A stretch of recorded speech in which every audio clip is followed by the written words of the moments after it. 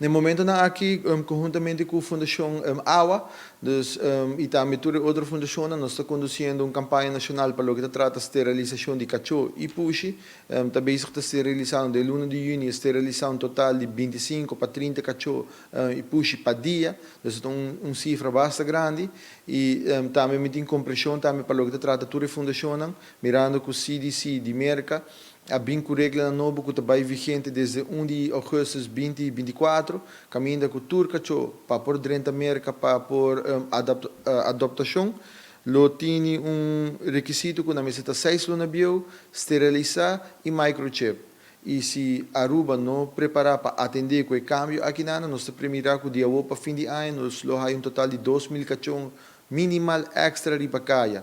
E acaba toda a fundação está quase full mirando com a situação de problemática de cachorro e puxa riba Aruba.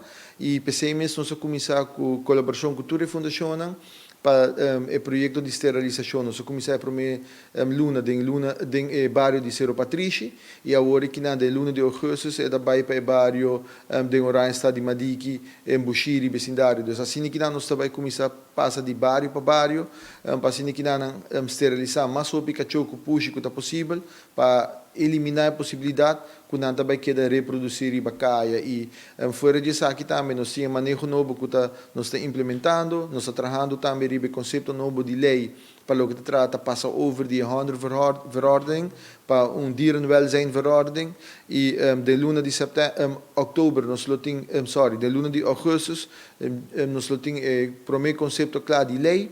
E uma vez aqui também está claro, nós começamos o processo para por bairro van advies e parlamento e nós está primeiro com o primeiro fim de ano aqui a lei aqui está agora aprovada, pero o problema de cachorro e puxa de bacaia é um problema de ser humano.